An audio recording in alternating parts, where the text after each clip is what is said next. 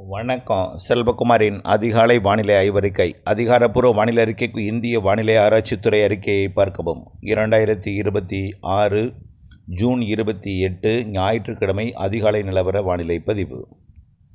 நேற்றைக்கு திண்டுக்கல் மற்றும் மதுரை மாவட்டத்தின் எல்லையோர பகுதிகளில் ஆங்காங்கே நல்ல மழை. ஈரோடு நீலகிரி மாவட்டத்தில் தொடங்கிய மழை, பிறகு சேலம், ஈரோடு மாவட்டத்தின் தெற்கு பகுதிகள் கூட, அதாவது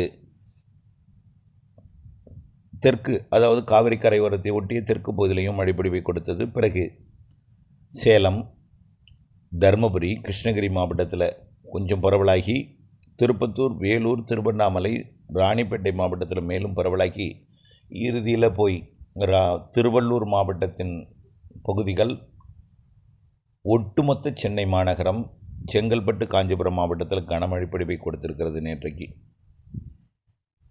நாம் இது எதிர்பார்த்த ஒன்று தான். வடகடலோரம், வட உள் பகுதிகளில் இன்றைக்கு கனமழை கொடுக்கும்னு நேற்றே சொல்லியிருந்தோம். நீண்ட காலமாக சொல்லியிருந்தோம். 25ஆம் தேதிக்கு மேலே காற்று சுழற்சி உருவாகி இருக்கிறது. அந்த காற்று சுழற்சி சென்னைக்கெல்லாம் மழை பொழிவை கொடுக்க இருக்கிறதுன்னு சொல்லி தலைப்புச் செய்தியிலே போட்டிருந்தோம். அதன் அடிப்படையில் நேற்றைக்கு கொட்டி தீர்த்திருக்கிறது மழை. கொரட்டூர் 64 மில்லிமீட்டர் பெய்திருக்கிறது. அய்யப்பாக்கம் 64 மில்லிமீட்டரும், நெற்குன்றம் 63 மில்லிமீட்டர், கொரட்டூர் 63 மில்லிமீட்டர், வளசரவாக்கம் 61, மேலும் பார்த்தீங்கன்னா அண்ணா நகர் 50, இன்னும் பல இடங்களில் 54 கூட பெய்திருக்கு. அண்ணா நகரில் மடிப்பாக்கம் 37 மில்லிமீட்டர், 38, மணலி 38, கொளத்தூர் 37, சைதாப்பேட்டை 35 மில்லிமீட்டரில், திருவொற்றியூர் 35, அம்பத்தூர் 34, எண்ணூர் 29, மேலும் மௌலிவாக்கம் 30, அமைந்தகரை 30 மில்லிமீட்டர், விம்கோ நகர் 30 மில்லிமீட்டர், மணலி ஒரு பக்கம் 24 மில்லிமீட்டர், தண்டையார்பேட்டை 23 மில்லிமீட்டர், நுங்கம்பாக்கம், இதெல்லாம் மழைமானி, அதிகாரப்பூர்வ மழைமானி. இதை விட கூடுதல் மழைப்பொழிவும் பொழிந்திருக்கு. இதற்கு அருகில் இருக்கக்கூடிய நுங்கம்பாக்கத்துக்கு அருகில் இருக்கக்கூடிய நுங்கம்பாக்கம்லாம் சில இடத்துல 4 சென்டிமீட்டர் கூட சில இடங்களில் பெய்திருக்கு அருகிலே.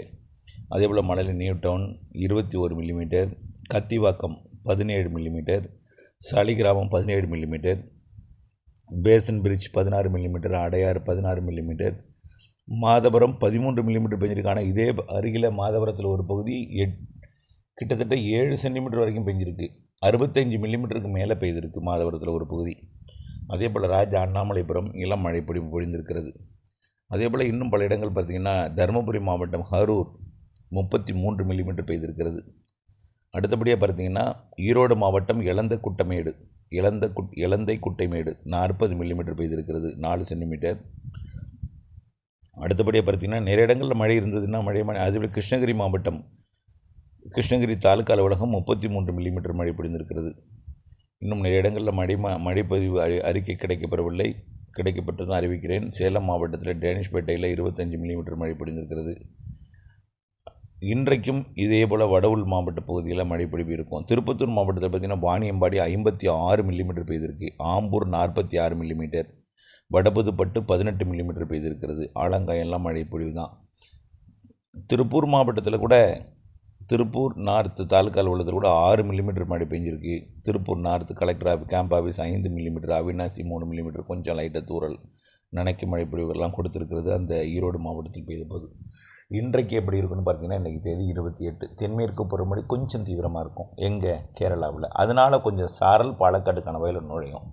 ஆனால் வழக்கத்திற்கு மாறான நேற்றைக்கு சாரல் சில மலைப்பகுதிகளில் கொஞ்சம் கூடுதலாகவே கொடுத்தது. அதாவது கணவாயில் வரல, ஆனால் மலைப்பகுதிகளில் கூடலூர், பந்தலூர் பகுதிகளில் கொடுத்துச்சு நீலகிரி மாவட்டத்தில். அதே போல் கேரளாவுக்குள்ளார மூணாறு வழியாக மறையூர் பகுதிக்கு சாரல் கொடுத்துச்சு. அதே போல் மேற்கு தொடர்ச்சி மலைப்பகுதிகளில் இன்றைக்கு 28, நாளை 29, அடுத்த நாள் 30, இந்த 3 நாளும் சாரல் கொடுக்கும். இந்த சாரல் இருக்கக்கூடிய ஈரப்பதம் தான் வெப்பத்தால் லேசாக்கி மேலெழுந்து கடலோரம் கிழக்கு காற்றை சந்திப்பு, அதாவது தெற்கு காற்று, டெல்டாவில் நுழைகிற தெற்கு காற்று அப்படியே சென்னை உள்ளிட்ட வடகடலோரத்துக்கு போகும்போது கடலில் இறங்காமல் தேக்கி தடுத்து வடகடலோரத்தில் இன்றைக்கும் மழை உண்டு. இன்றைக்கு இன்னும் கொஞ்சம் கூடுதல் பரப்பளவு மழை இருக்கும்னு நம்ம நேரத்தே சொல்லியிருந்தோம். இன்றைய மழைப்பொழிவு டெல்டாவுக்கு கூட கொடுக்கலாம். இன்றைக்கும் நாளைக்கும் டெல்டாவுக்கு வாய்ப்பு இருக்குது. ஆனால் இதில் இந்த செய்தியை கேட்டதும் அறுவடைக்காக நிறைய பேர் ஆயத்தமாகி கொண்டிருக்கிறீங்க. டெல்டா மாவட்டங்களில் திங்கட்கிழமை அறுவடை செய்யலாமா அப்படின்னு கூட அதாவது அதுக்கான ஒரு ஆலோசனை கேட்டு பெற்றீர்கள் நிறைய பேர்.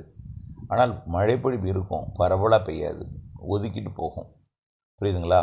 நீங்கள் நல்ல ஒரு நிம்மதியான ஒரு அறுவடை செய்யணும்னா நீங்கள் திங்கட்கிழமைக்கு மேலே செவ்வாய்க்கிழமையிலேருந்து பண்ணுங்கள். செவ்வாய்க்கிழமையிலேருந்து டெல்டாவில் அறுவடை பண்ணலாம். இன்றைக்கும் நாளைக்கும் கொஞ்சம் டெல்டாவிற்கு மழைக்கு வாய்ப்பு இருக்குது. புதன்கிழமையிலேருந்து நல்லாவே ஃப்ரீயாக இருக்கும். ஆனால் வடவுள் கடலோரம் அதாவது வடகடலோரம் மற்றும் வடவுள் மாவட்டம் ஆந்திர கர்நாடக எல்லையோரத்தில் தொடர்ந்து மழை 5ஆம் தேதி வரைக்குமே இருக்கும்.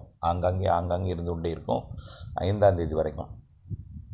5ஆம் தேதி வரைக்கும் கொஞ்சம் கொஞ்சமாக படிப்படியாக குறையும். 30ஆம் தேதிக்கு மேலே கொஞ்சம் கொஞ்சம் குறையும், ஆங்காங்கே இருந்துகிட்டே இருக்கும். டெல்டா மாவட்டங்களுக்கும் இன்றைக்கி வரக்கூடிய 3 நாள் இருக்கும். அதுக்கப்புறம் குறைந்து ஒரு சில இடங்களில் இருக்குமே தவிர பரவலான மழைப்பொழிவு இருக்காது. கண்டிப்பாக எங்கே மழை பெய்யுன்னு பார்த்திங்கன்னா, இந்த நீலகிரி மாவட்டத்தோட கிழக்கு பகுதி, கர்நாடக எல்லையோர பகுதி, கிருஷ்ணகிரி அப்படியே சென்னை வரைக்கும் ஆங்காங்கே மழை இருக்கும், நல்ல மழை. அதே போல் இந்த திண்டுக்கல் மாவட்டம் நத்தம் மற்றும் மதுரை மாவட்ட வடக்கு பகுதி, பொன்னமராவதி, தூரங்குறிச்சி இந்த பகுதி, சிவகங்கை மாவட்டத்தில் ஒரு சில பகுதிகளில் மழை இருக்கும். ராமநாதபுரத்தோட சிவகங்கை மாவட்ட எல்லை பகுதியில் மழை இருக்கும், எப்போதுமே இருக்கும். இது வந்து தென்மேற்கு பருவமழை வலுத்து பெய்யும் பொழுதும் இருக்கும், குறைவாக இருக்கும் பொழுதும் இருக்கும், எப்போதுமே அந்த இடத்துல இருக்கும் மழை. தென்மேற்கு பருவமழை காலத்தில் டெல்டாக்குள்ளே இன்றைக்கி நாளைக்கு ஒரு 3 நாளைக்கு வரும் மழை. மாலையில் தான் வரும், இரவில் தான் வரும், எப்பாவது ஒரு முறை தான் வரும், ஒதுக்கி கொண்டு போகும். எல்லோருக்கும் பெய்யணும் உறுதி கிடையாது. இப்போ நேற்றைக்கு மழை கூட மயிலாடுதுறை வரை கூட எதிர்பார்த்தோம், ஆனால் மயிலாடுதுறை வரல. திருவண்ணாமலையிலிருந்து அப்படி செங்கல்பட்டு மாவட்ட கடலோரம் நோக்கி பயணித்தது. கடலூர் மாவட்டத்தை ஒட்டி வந்துச்சு, ஆனால் பெருசாக டெல்டாக்குள்ளே வரல, மயிலாடுதுறைக்குள்ளே வரல. ஆனால் சென்னைக்கு வலுத்து நீண்ட நேரம் பெய்தது. சுற்றுறது 3-4 மணி நேரம் மழை பொழிந்திருக்கு சென்னையை ஒட்டி. 3 மணி நேரம் 2 மணி நேரத்துக்கு குறையாமல் மழை கொட்டி இருக்குது சென்னையில். அந்த மழைப்பொழிவு அப்படியே செங்கல்பட்டு மாவட்டத்திலையும், காஞ்சிபுரம் மாவட்டத்திலையும், ராணிப்பேட்டை மாவட்டத்திலையும் இருந்துச்சு, திருவள்ளூர்லேயும் இருந்துச்சு. இப்படித்தான் இன்றைக்கும் இருக்கும். வட உள் மாவட்டங்கள், அதாவது திருப்பத்தூர், கர்நாடக எல்லையோர ஆந்திர எல்லையோர மாவட்டங்கள் மற்றும் சேலம், தருமபுரி, திருவண்ணாமலை, கள்ளக்குறிச்சி, விழுப்புரம், அது பிற வட உள்பகுதிகள் ஆந்திர எல்லையோரம் வரைக்கும். அதே போல் நீலகிரி மற்றும் ஈரோடு வடக்கு பகுதி, தெற்கு பகுதியிலே ஆங்காங்கே திருப்பூர் மாவட்ட எல்லையோரம் வரைக்கும் கூட நேற்றைக்கு அங்கம் கொடுத்தது போல் இன்றைக்கி இருக்கும். அதே போல் நாமக்கல் மாவட்டம் அந்த கொல்லிமலை பகுதிக்கும் ஆங்காங்கே இருக்கும். ரொம்ப மழையை நீங்கள் எதிர்பார்த்துடாதீங்க, எதிர்பார்த்த ஏமாற்றம் கிடைக்கும். ஏன்னா ஒதுக்கி தான் பெய்யும். கன்னியாகுமரி வரை நீலகிரி வரைக்கும் ஒரு 3 நாட்களுக்கு ஒரு சாரல் எட்டி பிடிக்கும். ஆனால் ஒதுக்கி தான் இருக்கும், பெருசாக சாரல் இருக்காது, மழை இருக்கும். கண்டிப்பாக விருதுநகர் மாவட்டத்தோட கிழக்கு பகுதி, மதுரை மாவட்டத்தோட சிவகங்கை மாவட்ட எல்லைப்பகுதி, சிவகங்கை மற்றும் விருதுநகர் மாவட்ட எல்லைப்பகுதி, புதுக்கோட்டை மற்றும் சிவகங்கை மாவட்ட பகுதி எல்லைப்பகுதி, அதே போல் திருச்சி, மதுரை, திண்டுக்கல், இந்த சிவகங்கை மாவட்டங்கள் சந்திக்கக்கூடிய மதுரை வடக்கு பகுதி, இங்கெல்லாம் கொஞ்சம் மழை இருக்கும். அது டெல்டாவுக்கு வரும், அங்கேருந்து வரலாம். நேற்றைக்கு வந்துச்சு, அங்கிருந்து நன்றாகவே வந்தது. அப்படியே அது புதுக்கோட்டை மாவட்டம், சிவகங்கை மாவட்ட எல்லைப்பகுதி வந்து செயலிழந்து அப்படியே கலைந்தது. ஆனால் இறுதி வரை வந்து நல்ல மழைப்பொழிவை கொடுத்தது சென்னைக்கு. இதே போல் தான் ஒரு 3 நாளைக்கு இருக்குது ஆங்காங்கே.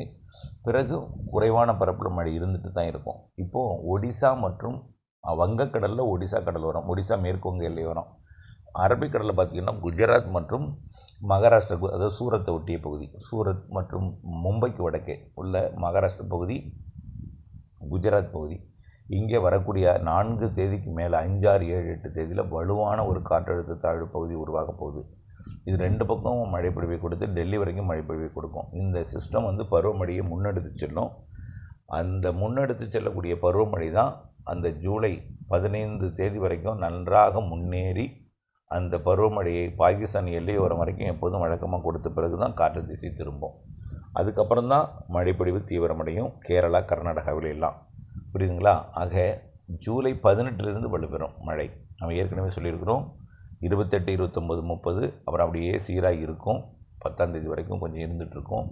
ஆனால் வெப்பச்சலன இடிமழை பொழிவும் ஆங்காங்கே உள்ளே இருக்கும். அது தொடர்பாக அப்டேட்ஸில் நீங்கள் இணைந்திருக்கணும். தென்மேற்கு பருவமழை குஜராத் மற்றும் மகாராஷ்டிராவில் தீவிரமடைய போகிறது. குஜராத் மாநிலத்தில், அதாவது சூரத் உள்ளிட்ட பகுதிகளில். அதே போல் வங்கக்கடலோரம், மேற்கு வங்கம் மற்றும் ஒடிசா பகுதியில் தீவிரமடைஞ்சு உள்ளே பீகார், சத்தீஸ்கர், ஜார்க்கண்டு, டெல்லி வரைக்கும் உள்ளே முன்னேற போகுது. அது ஜூலை 15 தேதி வரைக்கும் பாகிஸ்தான் வரை முன்னேறிய பிறகு வலுவான தென்மேற்கு பருவமழை திரும்ப கொண்டு வரும் கேரளாவிற்கு. அப்பொழுதிலிருந்து 18ஆம் தேதிக்கு மேலே மிக வலுவாக மாறும். அப்பொழுது அணைகளுக்கு நீர்வரத்தை கொடுக்கும். மாத இறுதி 10 நாள் நல்ல வலுவான மழைப்பொழிவை கொடுக்கும். அது அப்படியே ஆகஸ்ட் 10 வரைக்கும் கொடுக்கணும்னு ஏற்கனவே சொல்லியிருக்கணும். ஆகஸ்ட்டில் ஒரு இடையில் ஒரு 5 நாள் கேப் கொடுக்கும், நல்ல கேப், ஒரு வறண்டது போல் வெயிலை கொடுக்கும். பிறகு ஆகஸ்ட் 15லேருந்து வலுப்புறம். அந்த ஆகஸ்ட் 15க்கு மேலே கொடுக்கக்கூடிய மழை தான் உண்மையான நல்ல மழை இருக்கும். எப்படின்னா, உயரழுத்தம் தேவை, குளிர்விக்கும் காற்று வேணும். காற்று எப்போ கிடைக்கும், உயரழுத்தம் எப்போ செட் ஆகும்னு பார்த்தோன்னா பருவமழை பின்வாங்கும் பொழுது தான் செட் ஆகும். பருவமழை பின்வாங்கும் பொழுது செட் ஆகும். கண்டிப்பாக ஆகஸ்ட்லேருந்து அது பருவமழை வட இந்தியாவில் பாகிஸ்தான் நிலவரம் பின்வாங்கும் பொழுது உயரழுத்தம் ஆக்கிரமிக்க தொடங்கும். அப்படியே செப்டம்பர்லாம் ஆந்திர பிரதேசம் மற்றும் தெலுங்கானாவில் பருவமழை வலுப்பெறும் பொழுது உயரழுத்தம் அப்படியே வட இந்திய நிலப்பகுதிக்கு வந்துடும். அப்போ எல்லாம் நல்ல மழை பொழிவை கொடுக்கும். பிறகு செப்டம்பர் அக்டோபரில் வலுத்த தென்மேற்கு பருவமழை கொடுக்கும். அக்டோபர் 18 வரைக்கும் தென்மேற்கு பருவமழை வலுவாக இருக்கும். கண்டிப்பாக ஒன்று சொல்கிறேன், ஒரே ஒரு வார்த்தை, பருவமழை எப்பொழுதுமே ஆகஸ்ட்லாம் தீவிரமடையும். பருவமழை எப்பொழுதுமே அணைகளை நிரப்பும் மழையெல்லாம் ஆகஸ்ட் இறுதியில், ஆகஸ்ட்டில் எப்போதும் ஆடிப்பெருக்கு நிலையில் கொடுக்கும். இந்த வருஷம் ஆகஸ்ட் இறுதியில் கொடுக்க இருக்கிறது. அப்படியே பார்த்தீங்கன்னா செப்டம்பர் அக்டோபர் இந்த வருஷம் வலுத்த தென்மேற்கு பருவமழை பெய்ய போகுது. அக்டோபர் 18 தென்மேற்கு பருவமழை அப்படியே தலைகீழாக மாறி வடகிழக்கு பருவமழையாக மாறும். வடகிழக்கு பருவமழை மிக அதிகம். ஏரிகளை நிரப்புவதற்கு சாதகமான அந்த மழைப்பொழிவை கொடுக்கும். ஏரிகளை ஆழப்படுத்துங்கள், அகலப்படுத்துங்கள் மற்றும் கரையை வலுப்படுத்துங்கள். வடகிழக்கு பருவமழை காலத்து முன்னேற்பாட்டுக்காக இந்த மழைநீர் சேகரிப்பு அடுத்த ஆண்டு கோடைக்கு கை கொடுக்கும். நிலத்தடி நீர் மட்டத்தை உயர்த்தும். ஆகவே வடகிழக்கு பருவமழை நிறைய தரும். தென்மேற்கு பருவமழை இறுதி கட்டத்தில் ஆகஸ்ட் இறுதி மற்றும் செப்டம்பர் அக்டோபர் வலுத்த தென்மேற்கு பருவமழை இருக்கும். நம்பிக்கையுடன் இருங்கள். ஆனால் மழைநீரை சேகரிக்க வேண்டும். நாம் நினைக்கும் பொழுது மழை தராது, அது தரும் பொழுது சேமித்து பயன்படுத்துவதற்கு எப்பொழுதும் ஆயத்தமாக இருக்க வேண்டும். அதே போல் நேற்றைக்கெல்லாம் சென்னையெல்லாம் எதிர்பார்த்த நேற்றைக்கு இப்போ பாருங்கள், நான் கொஞ்சம் நேரத்தில் சென்னையில் ஊடகங்கள் எப்படி தலைகீழாக புரட்டி போட்டது மழைன்னு சொல்லி விவாதம் வைக்கலாம் அப்படின்னு சொல்லிட்டு இருந்தோமா. விவாதங்கள் கூட, பேச்சு வழக்கு கூட, இதுமாரிலாம் ஒரு பேட்டிகள்லாம் கூட வரும். ஆகவே அந்த அளவுக்கு மழை நேற்றைக்கு பெய்திருக்கிறது. இப்படித்தான் இருக்கும் மழை. திடீரென்று கொட்டும் மழையை நாம் சேமிக்கும் அளவிற்கு தயாராக இருக்க வேண்டும். வானிலை அப்டேட்ஸோடு இணைந்திருக்க வேண்டும். இந்த பாலக்காட்டு கணவாய் குடிமங்கலம் இந்த பகுதியிலேருந்து நிறைய கால் வந்துட்டுருக்கு. தமிழ்நாட்டையே ரொம்ப பிரச்சனைக்குரிய பகுதி குடிமங்கலம், கொங்கல் நகரம், தொட்டம்பட்டி, அந்த பெரியப்பட்டி, பெதப்பம்பட்டி, அதே போல் நெகமம், கர்மாபுரம், காட்டும்பட்டி தான். அங்கே மழைப்பொழிவு வந்து தென்மேற்கு பருவமழை சாரலாக நம்ம எதிர்பார்த்தோம். இன்றைக்கி நாளைக்கு 3 நாளைக்கு கொஞ்சம் குளிர்ச்சியான ஒரு சாரல் வரலாம். குளிர்ச்சியான சீதோஷணம் மட்டுமே இருக்கும். ஆனால் நேற்றைக்கு வெப்பம் அதிகமாக இருந்துச்சு. நல்ல ஒரு மழைனா உங்களுக்கு வந்து இந்த மாத இறுதி வரைக்கும் ஒரு குளிர்ச்சியான சீதோஷணம், அதாவது 30ஆம் தேதி வரைக்கும். அடுத்த மாதம் 18ஆம் தேதியிலேருந்து தான் தீவிரமடையும்.